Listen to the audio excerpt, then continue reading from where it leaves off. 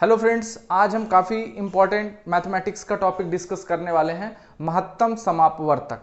ये टॉपिक आपके competitive exams में काफ़ी पूछा जाता है, चाहे आप व्यापम दे रहे हो, एसएससी दे रहे हो, या कोई भी आप स्टेट गवर्नमेंट या सेंट्रल गवर्नमेंट का एग्ज़ाम दे रहे हो। तो यहाँ पे आप देखिए महत्तम समापवर्तक होता क्या है, इसके बारे में हम काफ़ी डिटेल में देखेंगे। और आपको कोई भी क्वेश्चन महत्तम समापवर्तक से यदि आएगा तो इस लेक्चर को देखने के बाद आप इजीली कर पाओगे। ठीक है, इसमें आपको 2 अंकों का, 3 अंकों का, 4 अंकों का काफ़ी कम समय में आप कर सकते हो, क्योंकि टाइम काफ़ी इंपॉर्टेंट होता है एग्जाम में। तो चलिए देखते हैं महत्तम समापवर्तक क्या होता है। इसको आप इंग्लिश में बोलते हो हाईएस्ट कॉमन फैक्टर, या इसका दूसरा नाम है ग्रेटेस्ट कॉमन फैक्टर। आप इसको समझने के लिए पहले आप समझिए फैक्टर क्या होता है, फिर हम समझेंगे कॉमन फैक्टर क्या होता है, फिर इसके बाद हम समझेंगे कि हाईएस्ट कॉमन फैक्टर क्या है। ठीक है, तो देखिए बेसिक आपको किसी भी चीज का यदि पता है तो आप क्वेश्चन सॉल्व कर सकते हैं। ठीक है, उसके लिए आपको कोई फॉर्मूला याद करने की जरूरत नहीं पड़ेगी। ठीक है, तो यहाँ पे देखिए फैक्टर को आप देखो क्या बोलते हो आप, गुणनखंड, है ना, यही बोलते हो ना। तो फैक्टर जैसे यदि आपको 24 गुणनखंड, अब जैसे किसी नंबर का आपको फैक्टर निकालना है तो आपको वो नंबर पता करने पड़ेंगे कि यदि आप 24 डिवाइडेड बाय वो नंबर करते हो तो रिमाइंडर क्या बचे आपका, रिमाइंडर आपका 0 हो। ठीक है, तो वो जो नंबर होंगे उसी को हम क्या बोलते हैं, फैक्टर। तो जैसे 1 आपका फैक्टर होगा 24 का। 24 में यदि आप 2 डिवाइड करेंगे तो रिमाइंडर आपका क्या होगा 0, क्योंकि पूरी तरीके से भाग चला जाएगा। फिर ऐसे ही 3 में भी आप करेंगे तो पूरी तरीके से भाग चला जाएगा। वैसे इसके पहले यदि आप विभाज्यता नियम सीख लेते हैं तो काफी फास्ट कैलकुलेशन और कर सकते हैं आप। अब इसके बाद आता है 4 के बाद 5 नहीं आएगा, क्योंकि 5 में रिमाइंडर बच जाएगा। ठीक है, रिमाइंडर मतलब शेषफल। फिर इसके बाद 6 से यदि आप डिवाइड करते हैं तो आपका पूरी तरीके से डिवाइड हो जाएगा। 7 नहीं होगा, 8 होगा, फिर 9 नहीं होगा, 10 नहीं होगा, 11 नहीं होगा, 12 होगा। ठीक है, 12 के बाद आपका डायरेक्ट 24 होगा।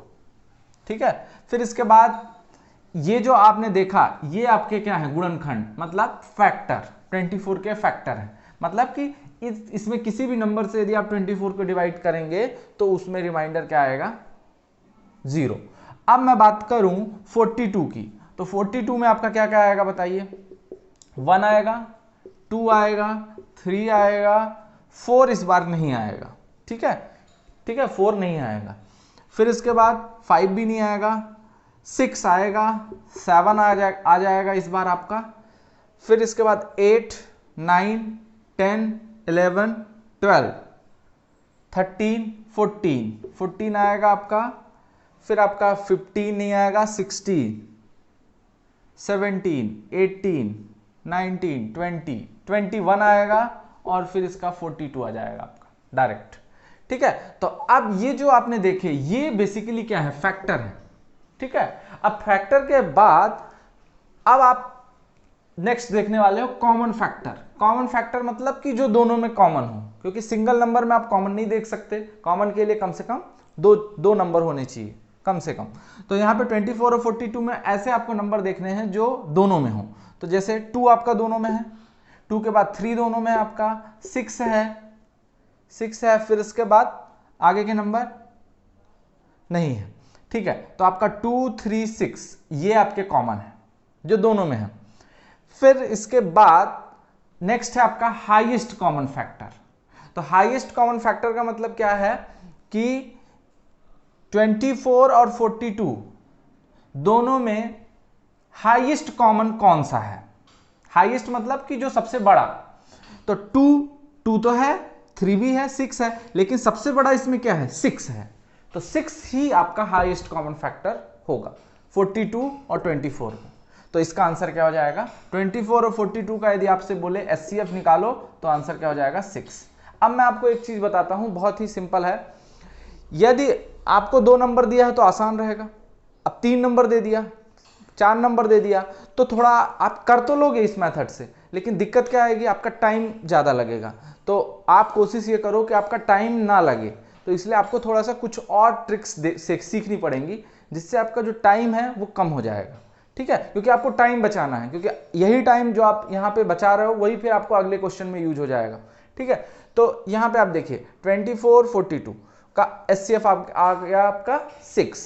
फिर इसके बाद हम देखते हैं नेक्स्ट 3 नंबर देख लेते हैं, जैसे 72 126 और 198।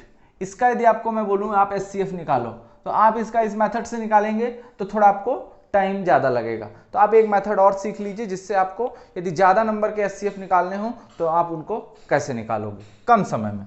ठीक है, तो नेक्स्ट है आपका 72 126 एंड 198। इसका आपको HCF निकालना है। तो इसका HCF निकालने के लिए आपको क्या करना है, सिंपल है। इसमें थोड़ा सा मैं दूसरी ट्रिक आपको बता रहा हूं, जैसे 72 126 और 198 है। अब देखिए इसको आप कर तो सकते हो पिछली मेथड से जो मैंने आपको डिस्कस किया, बट वहां टाइम ज्यादा लगेगा, तो उसलिए आपको थोड़ा सा आपको क्या करना पड़ेगा, भाग विधि से जाना पड़ेगा। तो उसके लिए आपको क्या करना है, सबसे पहले तो इन तीनों में जो मिनिमम होगा उसको आपको लेना है। तीनों में मिनिमम जो होगा, तो 72 126 और 198 तीनों में मिनिमम क्या है आपका 72। ठीक है, मतलब आप ऐसा कर लीजिए, स्टेप लिख लीजिए तो आपको थोड़ा समझ में आ जाएगा।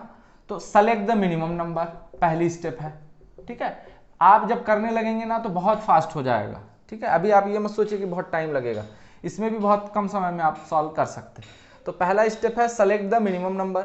उसके बाद आपको क्या करना है, उसके बाद स्टेप 2 में आपको क्या करना है, मिनिमम नंबर को आपको मिनिमम से जो थोड़ा सा ज्यादा होगा नंबर, मतलब मिनिमम के बाद जैसे 72 के बाद आपका कौन सा है नंबर जो उससे बड़ा हो, 126 है। तो आपको क्या करना है, नेक्स्ट जो आपका नंबर है उससे मिनिमम नंबर से आपको डिवाइड कर देना है। तो आपको क्या करना है, 126 से 72 को डिवाइड कर देना है। और डिवाइड भी आपको कैसा करना है वो थोड़ा सा ध्यान देना है। डिवाइड आपको इस तरीके से करना है, 72 126। अब आप इससे डिवाइड करिए तो क्या आएगा आपका 72 172 कितना आएगा 4 5। ठीक, अब इसके बाद आपको स्टेप 3 में जाना है। स्टेप 3 में आपको क्या करना है, डिवाइजर 1 डिवाइडेड बाय रिमाइंडर। अब देखो यहां पे देखिए डिवाइजर जो पहले वाला है, पहले वाला डिवाइजर क्या है 72 से ना आप डिवाइड कर रहे हो तो डिवाइजर होता है। तो 72 डिवाइडेड बाय रिमाइंडर कितना है आपका 54। तो आपको कुछ अलग से नहीं डिवाइड करना है, इसी के आगे आपको कंटिन्यू करना है, तो ये 72 हो जाएगा। अब इसका आप एक बार जाएगा ये तो कितना आएगा 54 8 आएगा। ठीक, और ये कितना आएगा 1 आएगा। फिर इसके बाद स्टेप 4 में क्या करना है आपको, फिर ये चीज अब रिपीट करना है, डिवाइजर। अब इस बार डिवाइजर आपको 2 वाला लेना है और रिमाइंडर आपको लेटेस्ट वाला लेना है। तो अभी डिवाइजर आपका कितना है 54 और रिमाइंडर कितना है आपका 18। तो आपको अलग से नहीं लिखना इसी के आगे, ताकि आपका समय ना खराब हो। तो ये कितना आएगा 18 × 3 54। मतलब ये तब तक करना है जब तक कि आपका रिमाइंडर क्या ना आ जाए 0। रिमाइंडर क्या ना आ जाए आपका 0। तो जो लास्ट स्टेप 5 में यहां लिख दे रहा हूं, जो लास्ट आपका डिवाइजर आया है, लास्ट डिवाइजर जो है आपका वो आंसर होगा। ठीक है, ये थोड़ा सा आपको ध्यान रखना। तो लास्ट डिवाइजर आपका क्या है 18, तो इसका आंसर क्या है 18। तो आंसर मतलब कि ये आपका HCF होगा। ठीक है, तो होपफुली आपको ये जो है समझ में आया होगा। तो ऐसे ही आप नंबर यदि ज्यादा आते हैं तो आप इस मेथड को अडॉप्ट करेंगे तो जल्दी आपका आंसर आ जाएगा। ठीक है, एक क्वेश्चन मैं आपको और लेता हूं, बहुत ही जल्दी से उसको भी खत्म करता हूं, और वो क्वेश्चन है दशमलव के यदि आपको पूछ दिया कि महत्तम समापवर्तक निकालिए तो आप उसको कैसे निकालेंगे। तो नेक्स्ट क्वेश्चन है, आप देख सकते हैं, इसको आप लिख सकते हैं या स्क्रीनशॉट ले सकते हैं। इसके बाद है नेक्स्ट है आपका जो है दशमलव का आपको निकालना है। तो दशमलव के लिए क्वेश्चन है आपका 16.5 0.45 एंड 15। तो इसका आपको निकालना है महत्तम समापवर्तक। तो इसके लिए आप देखो, ऐसे तो आप इसका निकाल नहीं सकते क्योंकि दशमलव में है, तो कैसे निकालोगे आप। तो सबसे पहले आप इसका दशमलव हटाओ। तो आप दशमलव हटाने के लिए जिस नंबर से मल्टीप्लाई करोगे उसमें आप उस नंबर से आपको तीनों को मल्टीप्लाई करना है, और फिर जब बाद में आंसर आएगा तो हम वही नंबर डिवाइड कर देंगे, तो हमारा काम भी हो जाएगा और हमने किसी नंबर को उसमें एक्स्ट्रा ऐड भी नहीं किया है, तो सिंपल है। तो आप इसमें यदि 10 से मल्टीप्लाई करेंगे तो यहाँ भी अभी दशमलव यहाँ से नहीं जाएगा, तो आप इसको किससे मल्टीप्लाई करेंगे, 100 से। तो 100 से मल्टीप्लाई करेंगे तो ये 1650 हो जाएगा, ये 45 हो जाएगा और ये 1500 हो जाएगा। इसके बाद आपको क्या करना है नेक्स्ट, सबसे पहले अब यहाँ पे आप इसको बोल सकते हो कि ये थर्ड मेथड है, ठीक है। तो ये 3 मेथड जो है इसमें आपका काम हो जाएगा। तो जैसे थर्ड मेथड में आप समझ लीजिए थर्ड मेथड है, थर्ड मेथड है मतलब इसका मतलब क्या है कि आपको सबसे पहले वो सबसे छोटा नंबर पकड़ना है इन तीनों में। तो सबसे छोटा क्या है, 45।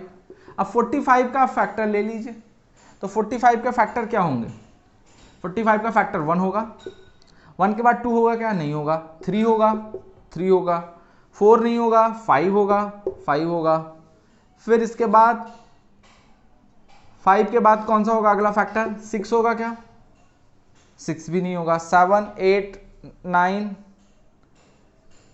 9 होगा, ठीक है।